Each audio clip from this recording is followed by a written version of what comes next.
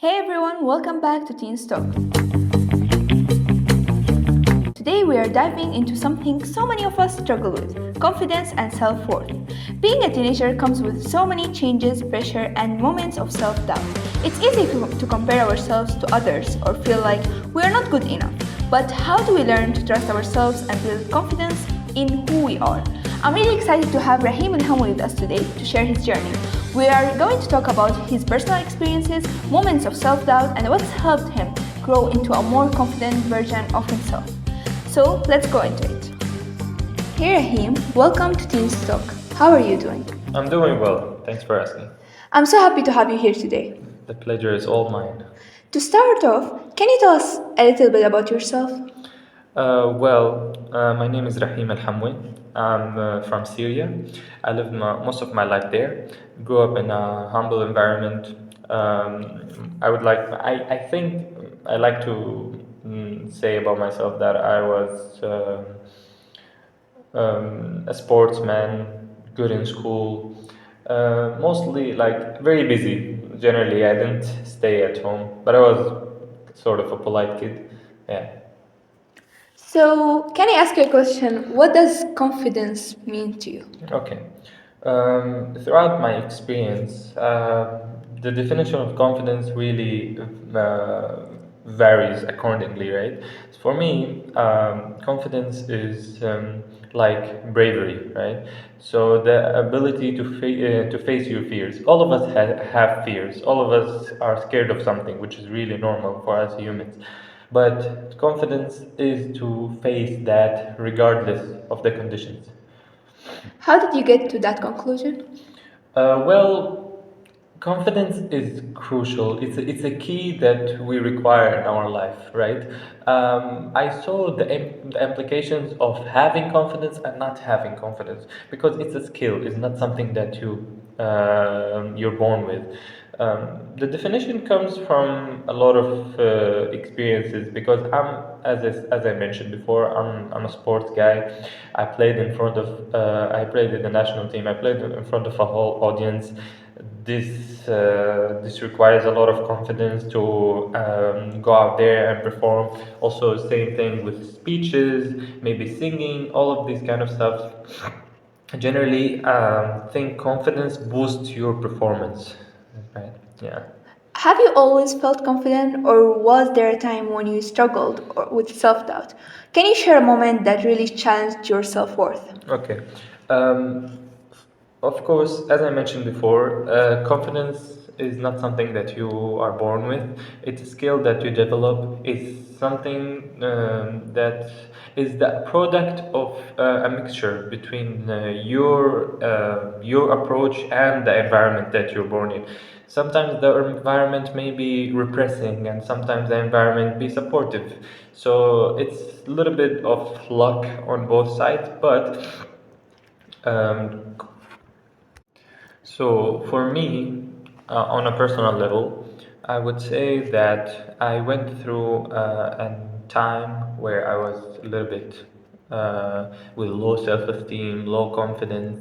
Um, it's it's pretty normal because moving from my experience, moving from Syria and my home and the people I know to a whole another place, a culture which is in the Aga Khan Academy, Maputo. Um, this this era or this time, I feel that carried a lot of challenges, but at the same time reframed and shaped what I am now. But of course, there's no such a perfect journey. This confidence thing is something that I really needed to work on. Part of my survival mechanism is to be confident because I need to prove myself. I need to go out there and perform, talk to people properly. And I went through a lot of embarrassing things that would maybe break someone's confidence to go and talk, right? And that's what I see a lot of kids and teenagers are struggling from these days. Yeah, that's it for me actually on a personal level. Rahim, do you mind me asking if you have a social media account? Yes, I do. Social media and peer pressure can make confidence really tricky. Have you ever felt like you were comparing yourself to others, and how did you deal with it? Okay, this is really interesting topic to talk about. Actually, in such generation, if I would compare between the previous ones and our ancestors and the current generation, there is a pattern observed, much of a weakness and mental weakness of the newcomers, right? The children or the teenagers are being exposed to certain content, certain stereotypes. These ideas are planted into their heads that if something happens, if X happens, Y will be the result or something like that, right? Which is really, really damaging to the individuality of each one of us, because each one has their experience, each one has the right to come up with their own conclusions and not follow a certain path that's been set for them. So regarding peer pressure and social media, I think a lot of times we are living in a false reality that is been made or are created with I always say this, that there are hundreds of millions of dollars that are spent on these platforms and studying the way that they can get people addicted. How much are you spending on your mind, and how much you're spending on your tolerance, how much you're spending on your endurance? So that's a question always to ask. Yeah. So, to be honest, sometimes social media can make us feel and question our own worth. So, how do you remind yourself of your own values when it feels like you are not measuring up? Hmm, that's interesting. I think, given that, like I was saying before, the false reality that we're living in today, sometimes you have to take a moment to go back, step back a bit, out zoom of your phone, the digital device you're using, because this has become the prison of our minds, right? So for me, I would really try to disconnect. Like, look, maybe you'd say, oh, maybe I'll have some messages, some people will try to call me. Whoever wants you will get to you some way, you know? You don't have to be waiting for the message or the notification. You can leave your phone. That's one thing that a lot of people don't believe in. I would say to go do a physical activity, anything that you know, just remove you from that environment, because it gives us a false sense of joy, right? It's just a moment, and it's just very temporary. I would recommend anybody just to throw the phone, just go out for some time without anything, because we got used to having something that is playing on a music, someone talking, a YouTube video, anything. Try to eat without your phone, for example. Like, just take a moment for you to think. Your mind has the right to moving from the level or like the position of a consumer to the position of a creator, right? Because I believe in this rule, which is consumption and creation. Consumption depends on more of cheap dopamine, like these dopamine boosts that you get from shorts, that you get from watching reels on Instagram or anything. But creation, which is harder but more takes more time, but it gives you a sense of validation. It's much stronger for the longer term, right? Because I don't feel regret to practice my piano skills, which will give me a certain spike of dopamine, right? But I think in comparison between a consumer perspective and a creator perspective, creation will be always healthier and will lead to a more efficient and productive results. You mentioned false reality. Do you think there is a difference between the confidence you show online versus how do you feel in real life? And maybe how do you balance those two versions of yourself? That's also something that is really common, that people go out, because social media have given us the opportunity to amplify confidence, right? Because I talk, but nobody sees me really in real life.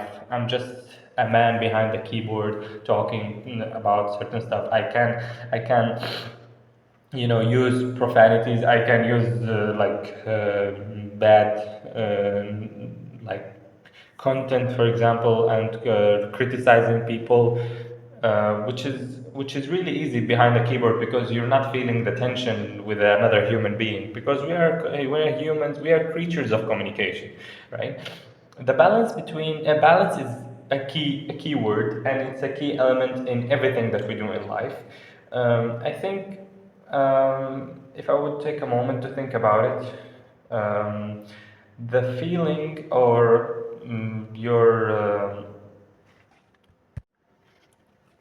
the confidence that you make, or that the create that bubble that you create on online or on social media will not help you in the real world, right? Because the real world carries a whole another level of communication skills. Because if you're talking to someone into their face, it's really different than talking to them on an online platform. You could go curse on them, but can you dare to do it on their face? Oh, can you go compliment them? But can you really fake it? And because it just makes a fake sense of reality, right? There's a lot of approaches to balancing out in between those. I would recommend you journaling about it. Maybe take a moment or a minute or two, just write who was your what were you today, right? You were online, you were in real world. What is the difference when you talk to someone in real life? What is the difference than talking online? Because online you can correct a lot of stuff. When you're offline or you're in real life, there's a lot of another level of skills that you should apply. So journaling is a good thing, reflection is a good thing, and building up that image that you would like to reach. Because nobody wants to, if you gave the option, nobody wants to stay behind the keyboard. A lot of people, if you give them the option to have the confidence, they will go and go do a speech, do a presentation, talk on like any platform, and don't be deceived by those guys that speaks on YouTube and those speaks on Instagram, because you're seeing a perfect picture. You're not seeing you're seeing a very enhanced, refined, edited version. That's not how they are actually. They're showing a perfect image. So stop this comparison. And just go for it. So, what's one thing that helped you feel more secure in who you are? Is it like a habit, maybe, or a certain mindset shift, or someone told you an advice and you just took it? So, I think, of course, a lot of what you mentioned plays a role in shaping a person's character. For me, I would like to simplify it into two main concepts. There is your inner self, and there is your manifestation of confidence. So, what you show generally impacts what you have inside, right? I don't mean to go out and wear those fashion clothes and walk around with your nose into the roof and faking that confidence. But no, maybe a good posture could help you, and like it's proven scientifically that if you apply some stuff, eventually your subconscious will believe that, oh, this is the new me, this is the confident me, right? There's the 2.0 version of yourself, right? So I would say a lot of time, maybe just small actions, small details that could make a difference. For me, good posture while walking, smiling into people, talking slowly. This kind of details, small approaches that could convince you that you are actually confident. On a personal level, what helped me personally is my body shape. You generally, when you walk in a room and you are seems to be the one that talks the best or is the strongest, it just gives you a bit of boost that will help you on overall confidence. So going to the gym, for example, is a really powerful thing that I think a lot of people underestimate, or they don't realize how important it is until they try it. Even if you didn't reach the shape, just the fact that you're working on it gives you a whole another level of self-esteem.